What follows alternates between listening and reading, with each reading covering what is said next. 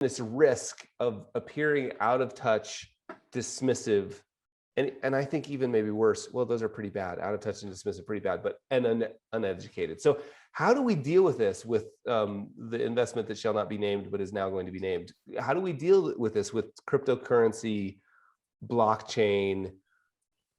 And that's the underlying technology. And please, for everybody who knows their way around this world, we're not going to get all technical about the underlying technology versus the investment. We're not talking about the merits. We're not saying is Bitcoin Amazon and we're all being dismissive and screw. That's not what we're talking about. What we're talking about is how do we communicate with clients in a way, because I see this on Twitter a lot. I see this in the public sphere, just like stupid, stupid, stupid is sort of what I feel like people are yelling. And I think there's a risk there. And even if it's not technology that's going to change the world, and I'm not arguing that about blockchain, but the internet changed the world. And back then, lots of us were like stupid, stupid, stupid, dismissive about .com, who pays 100 times sales for a product, for like a company with no profits, or 100 times users for a company that has no product or profits. Yep. Right. And rightly so, right? Like, and again, I don't want to get into the merits of it, but I remember having debates with people about how silly Amazon was.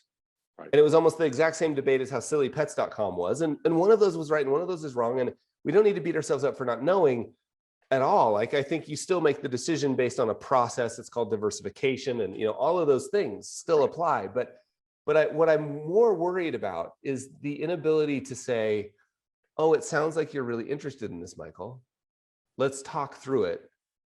Like, let's analyze it as an investment instead of just stupid, stupid, stupid. Like, and that's more what I'm interested in talking about. Greetings, Carl here.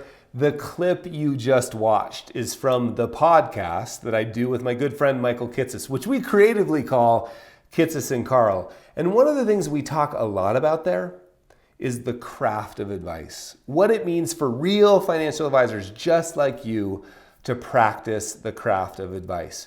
And if you liked what you heard there, you would love what I'm doing at the Society of Advice, because we dive deep into what it takes to practice this craft, right? To learn more about what I'm building at the Society of Advice, just click the link below.